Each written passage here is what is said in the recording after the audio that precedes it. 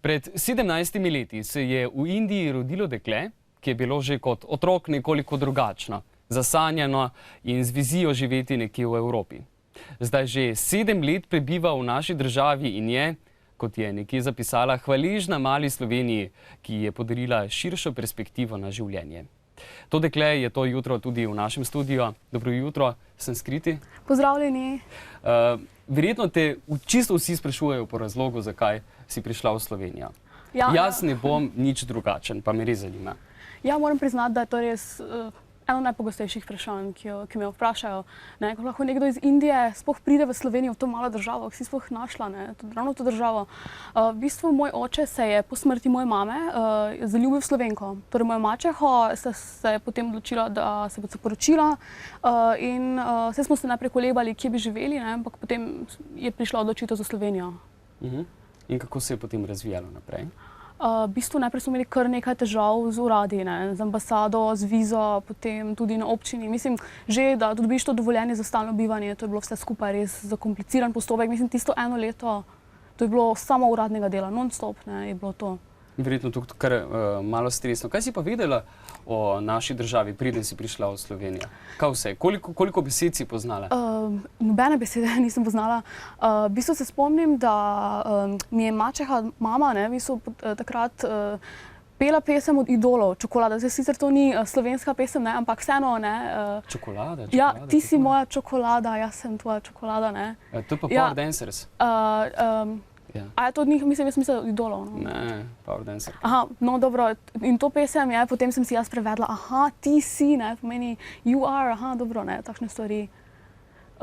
Pa fraza, kako si, sem znala takšne stvari, ja, dober dan, pozdravljeni, kaj takega, Ampak potem si vseeno ti kar prestopila v 5. razred v Sloveniji in kar me je pa zelo presenetilo, ko sem bral tvoj življenjepis. 5. razred izdelala z odliko, kljub temu, da nisi znala besedice slovensko na začetku, Ja. Kako je to mogoče? Najprej je bilo to, da odvisno s kakšno ljubeznijo ti vse to delaš, Jaz sem z neko radostjo sem šla v šolo, super, začela in čim prej sem zahtela jaz jezika naučiti. To je bil prvi cilj.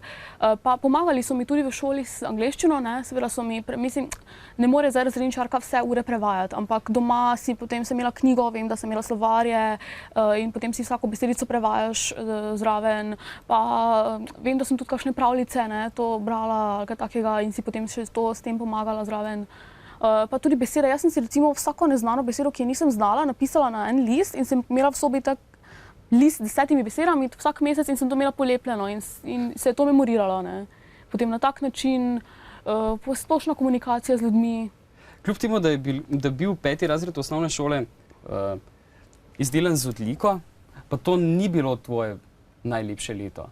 Ne, to vsekako ni bilo moje najlepše leto. V bistvu, jaz sem bila zelo osamljena v tistem času. To so pač, mislim, narekovajih negativne lastnosti, ko se nekam na novo preseliš. Tujci pa 2005 je bilo še manj tujcev, kot jih je sedaj tukaj v Sloveniji. In res otroci, mislim, 10 let, noben ne zna angleščine, res težka komunikacija. Torej, v bistvu na nek način te sošolci niso sprejemali? Nekateri so delno sicer, ampak na taki distanci. Pozdravljena, dobro, gor dol neki površni pogovori, ampak da bi pa jaz imela kakšno prijateljico ali prijatelja, to pa ni bilo. In kako si se počutila takrat? Težko. Mislim, da me je to malo poglobilo v tistem času. Malo več razmišljaš o sebi, imaš čas se ukvarjati sam s sabo, s nekimi potem svojimi hobiji. Zdaj jaz v bistvu obrnem vsako stvar na pozitivno, pač gledam na tak način. Si takrat začela pogrešati Indijo? Si se začela spraševati, zakaj smo se morali preseliti iz Indije? Zakaj je bilo tega treba? V bistvu jaz se tega nisem spraševala, ker sem vedela, koliko milijon ljudi želi iz Indije iti ven nekam. Zakaj? Zaradi tega, ker boljše razmere, boljši življenjski standard. Sicer zdaj Indiji gre zelo dobro, ampak ne vem, klima, za otroka je v bistvu Maribor dobro, tako varno mesto za odraščanje. Mislim, meni je zelo vredno mesto. Iz tega stališča ni kriminala toliko, kot če ga primerjam z New Delhijem, kaj se ti lahko vse zgodi, že ko greš do šole, in takšne stvari, to mi je bilo. Pred letom dni, se mi zdi, da si bila ponovno v Indiji. Ja, pred letom dni, točno pred letom dni. Kaj se je takrat v tebi zgodilo? Si začutila, aha, dom, tu sem doma. Ne, to je bilo, To je jezik. to je bil, mislim, kulturni šok za mene. Tega sploh nisem pričakovala. Ne, jaz sem šla na letalo in se spomnim, da sem se spraševala, ne, čakaj malo pa, kdo zdaj sem, ne, kaj zdaj, kakšno prepričanje zdaj imam jaz, a ne, gledam na življenje kot Indika ali, mislim, Evropejka, ne, potem v končni fazi prideš do zaključka, da ti sploh ni pomembno to.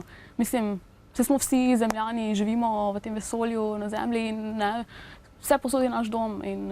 Ampak je pa bilo, šok je bil najprej priti tja, pa potem naenkrat drugačen jezik, vsi okrog tebe govorijo, ne, čisto drugače, ljudje, množica, pa mislim, izgled vseh, ne, jaz sem navajena bila za Evropejcev okrog sebe. To je kar, ne, se pozna, če 5 let nisi bil v Aziji.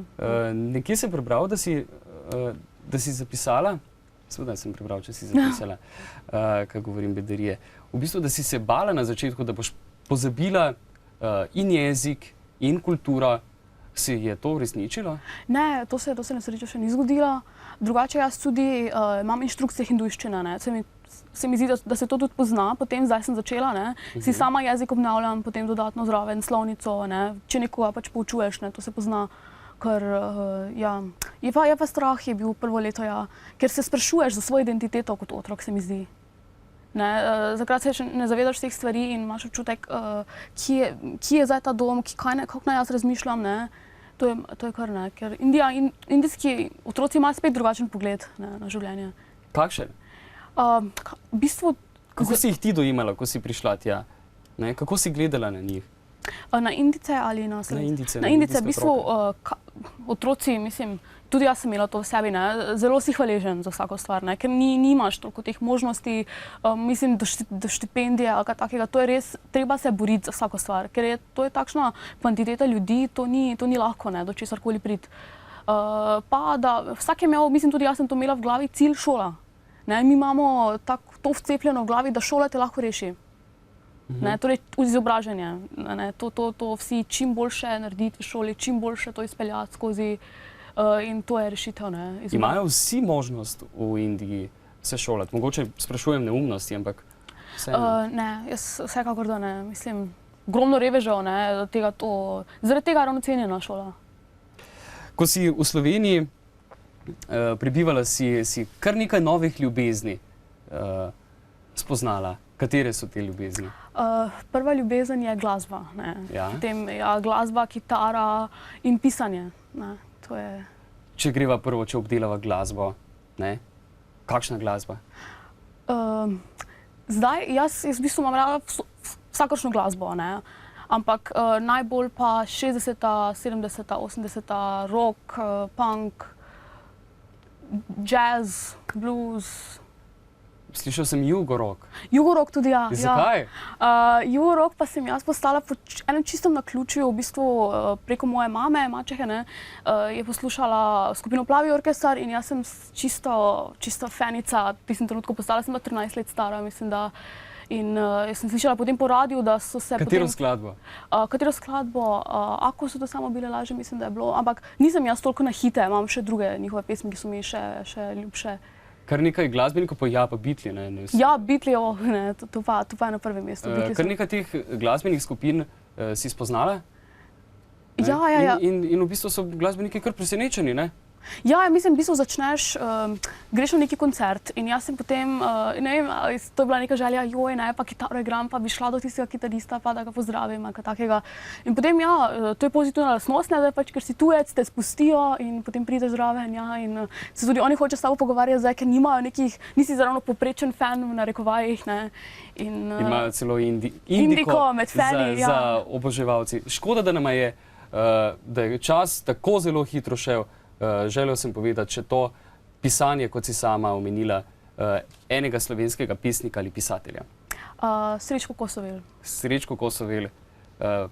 In zelo ti je všeč tudi stavek od Toneta Pavčka. Ja. To mi je dala učiteljica slovenščine, ko sem končala 5. razred, v bistvu prav to njegovo pesem. In mi je ostalo v spominu. In konec je, če ne prideš ne prvič, ne drugič do krova in pravega kova, poskusil novič in zopet in znova. Sanskriti, hvala ti. Enako.